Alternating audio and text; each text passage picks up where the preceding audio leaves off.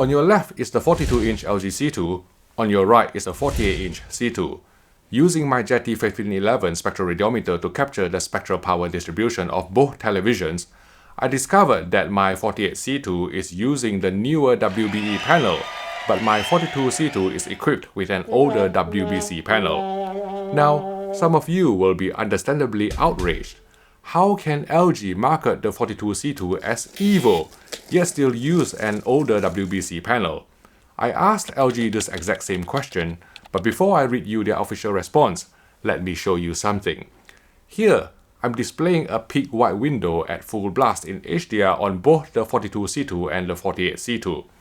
After waiting for about 10 seconds, I switched to a full field gray slide, and hopefully you can see from this footage that the image retention cleared away at roughly the same rate on both televisions, even though one has the older WBC and the other has the newer WBE OLED panel.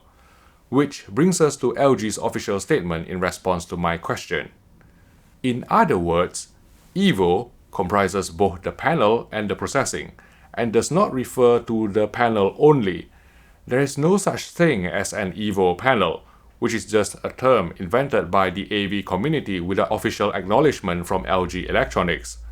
Regardless of whether a 42-inch C2 uses a WBC or WBE panel, LG will use picture processing algorithms to tune the OLED TV to perform similarly in terms of picture quality, and our 48-inch C2 with WBE panel certainly did not appear any brighter than our 42-inch C2 with WBC panel across a wide variety of HDR content we watched. If you are expecting to get a 30% brighter screen from a 42-inch or 48-inch WBE panel, then you will be sorely disappointed. And if you are wanting a WBE panel for longevity reasons, I've demonstrated earlier that image retention on a WBC panel cleared away as fast as on a WBE panel, and plenty of LG C9 owners with WBC panel are still enjoying their TV without burn-in, right? If anything, I actually prefer the relative absence of off-axis pink tint on a WBC panel compared to a WBE one. With this out of the way, let's crack on with the review. Near Black Gamma tracked very close to reference on both LG C2 retail units we bought ourselves in the most accurate filmmaker mode even before calibration, which is an improvement over last year's C1 and G1 whose shadow detail was crushed out of the box. Near black flashing artifacts were suppressed effectively not only on this moving quantization test pattern, but also in bit-stuffed broadcast material, such as this heavily compressed scene from Game of Thrones. Taking advantage of the new O22 SoC, LG was able to reduce the strength of dithering while still maintaining decent gradation, resulting in cleaner and clearer shadow detail presentation than before. A unique selling proposition of LG OLED televisions is their 3D LUT calibration capabilities, allowing for reference level SDR color accuracy, which is why among consumer TVs, they are the most popular client reference displays in Hollywood studios. After running 1D LUT and 3D LUT calibrations using the Kalman Ultimate software on our 42-inch LG C2 retail sample, average delta errors came in below 0.5 on this challenging color checker SG chart where 140 patches were measured, translating to accurate color reproduction that's utterly faithful to the creator's intent. The LG C2 also presented slow panning shots in 24p films accurately without telecinic judder, and if you are one of those who are sensitive to the inherent 24p stutter, which is made more obvious by OLED's near-instantaneous pixel response time, you can engage cinematic movement to smooth out the stutter, although because it still introduced some soap opera effect or SOE however mild to our eyes, we would rather turn true motion off when watching movies. For 50Hz broadcast material, LG's True Motion algorithm for 2022 incurred less microstutter during head and hand movements than before, but if you look closely enough, it would still appear from time to time in slow panning shots depending on the source content. One major downgrade on the LG C2 compared to last year's C1 is the removal of 120Hz black frame insertion.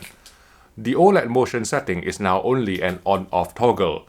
Because the OLED motion BFI on the C2 operated at 60Hz, we found it unusable for almost all types of content. Besides incurring a noticeable brightness drop, engaging OLED motion would introduce telegenic judder in 24 frames per second movies, as well as bothersome flicker in 50 FPS and to a lesser extent 60 FPS content. And it didn't even have any effect on 120 FPS content. Bottom line is, if 120Hz black frame insertion is important to you, go get an LG C1 or G1 before stock runs out. Otherwise, video processing was excellent, with high-quality upscaling that retrieved sharp detail without excessive ringing or fuzziness not only from this SMPTE RP133 test card in 576i, but also across a number of standard definition and high-definition broadcast programs we watched on the C2. Jaggies were suppressed effectively in video-based interlaced material, whereas in terms of film mode deinterlacing, the LG C2 correctly detected and processed 3-2 and 2-2 cadences in interlaced film content. Native gradation was decent, though not best in class, but the television does provide a smooth gradation decontouring filter which you can use to reduce in-content polarization, although we wouldn't go higher than the low setting for fear of scrubbing away more fine detail. Bright uniformity wasn't as good as previous OLED TVs we've tested, perhaps due to the introduction of a new screen size. Even though it is free of banding and dirty screen effect or DSE, our 42-inch LG C2 retail unit manifested uneven color tinting on full-field gray slides, with the sides appearing cooler than the middle, particularly on the left side of the screen. While the color tinting was largely unnoticeable in normal movie content, it was quite obvious on a white background, for example when browsing the web. We're not sure if this white uniformity issue is limited to our specific retail sample or not, but maybe it's something for you to look out for if you're intending to use the LG 42C2 as a PC monitor. Dark uniformity, on the other hand, was as good as we've seen from a WRGB OLED TV, with no significant streaking or vignetting that would bother us in real-world viewing. For HDR, peak brightness measured 700 nits on a 10% window after calibration to D65 white point and 115 nits full fill. DCI-P3 color gamut coverage came in at 99% UV, whereas Rec 2020 was 74.5%. While these figures are nothing to shout home about, you have to remember that 700 nits is actually very good for a 42-inch OLED TV, given its lower pixel aperture ratio. Furthermore, thanks to OLED's pixel-level light control, 700 nits on test patterns actually translates very close to 700 nits in real-world HDR content, unlike most full-array local dimming or FALD LED LCDs, which have to dim down small specular highlights to suppress blooming. As a result, HDR material looked supremely polished and refined on the 42-inch C2, helped by inky blacks and the absence of haloing or blooming artifacts. I would go so far as to say that you won't find a better HDR presentation overall from a 40 to 43-inch television today, at least until other 42-inch OLEDs hit the market later this year. Like other LG OLEDs over the past few years, the C2 adapted its tone curve to max CLL metadata to retain specular highlight detail, although due to the TV's 700 nit peak brightness, bright highlights in 4000 nit movies would be so compressed that they looked clipped anyway. Engaging dynamic tone mapping could recover more highlight detail and color saturation in bright areas, but otherwise would still brighten the shadows and midtones excessively, thus deviating from the creative intent. So we still prefer to turn dynamic tone mapping off in the interest of picture accuracy.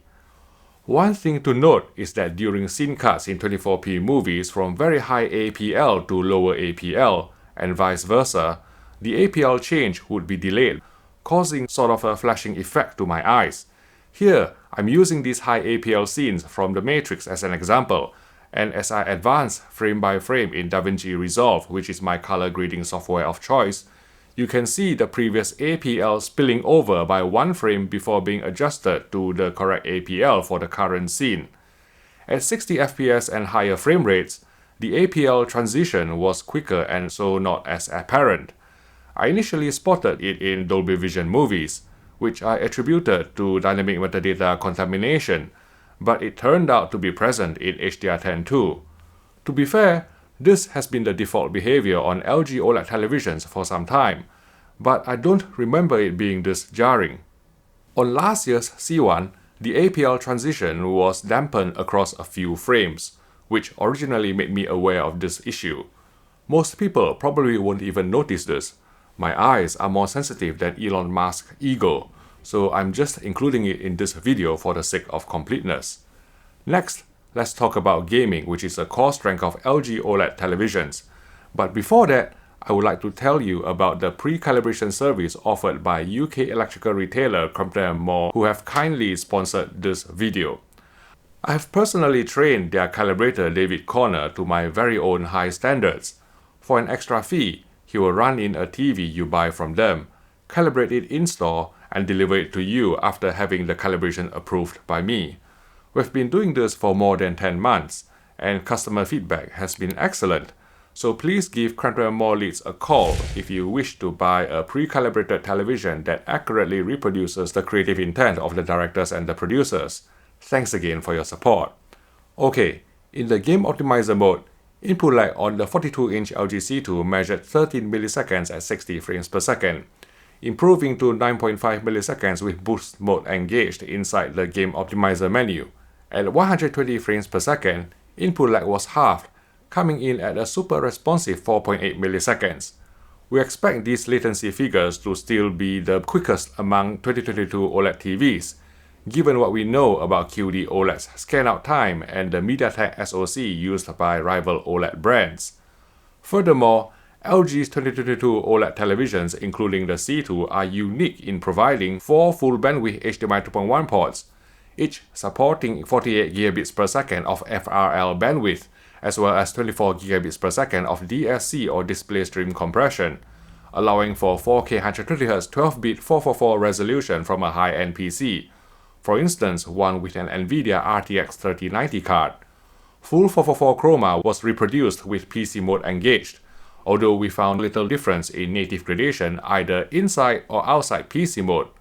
Not only on this display HDR test pattern, but also in actual games, such as this character loading screen from Outriders.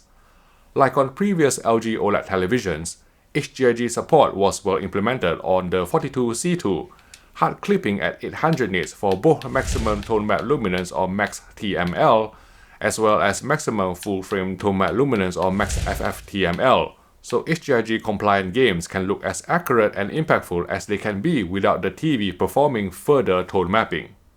As you can see from the Xbox information screen, LG OLED TVs, including the 42C2, remain the only displays on the market that can support 4K 120Hz Dolby Vision from the console. The LG C2 supports all 3 main VRR formats, including AMD FreeSync and NVIDIA G-Sync, which we've tested to work beautifully to eliminate tearing and frame drops, contributing to ultra-smooth gameplay in games with VRR support. Near black gamma shift and flickering in some VRR games remain present on the C2, and the same fine-tuned dark areas setting is still provided inside the game optimizer menu to let you mitigate the issue on a game-by-game basis. Considering that the Alienware QD OLED monitor with built-in G-Sync Ultimate module is also affected by VRR flicker in some games, especially at higher refresh rates, we are losing hope that it can ever be fixed on OLED displays. Thankfully, the VRR flicker was mostly limited to static menu screens and not noticeable in actual gameplay.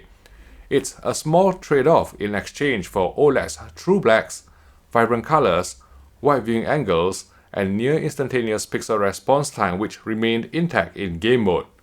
New for 2022, you can select 21:9 or even 32:9 aspect ratios in the game optimizer menu, which will trigger an edit change so you don't need to fuff about with custom resolution on your PC to enjoy playing games in ultra-wide aspect ratios. Although we couldn't seem to change the position of the active picture area from the middle. Due to the TV's smaller cabinet, sound quality on the 42-inch C2 wasn't as good as on larger LG OLEDs. Dialogue sounded clear, but soundstage came across fairly narrow, and bass was somewhat lacking in depth. To sum up, the 42-inch C2 is a strong debut from LG Electronics in this TV size class. Yes, the color-tinted white uniformity issue and removal of 120Hz black frame insertion are disappointing, But no television is perfect, and thanks to true blacks, accurate colors, excellent video processing, and refined HDR presentation, the LG OLED 42C2 delivers the best overall picture quality in the 40 to 43 inch size class at the time we filmed this video in April 2022, and so it receives our highly recommended Best in Class award. Gamers will also appreciate LG's unrivaled support for next-gen gaming features, such as 4K 120Hz Dolby Vision, 4 full bandwidth HDMI 2.1 ports, well-implemented HDIG, G-Sync, FreeSync, VRR, and even ultra-wide aspect ratios, now available in a smaller form factor, all backed up by super low input lag and OLED's inherently superb image quality which doesn't degrade significantly in game mode, unlike LED LCDs.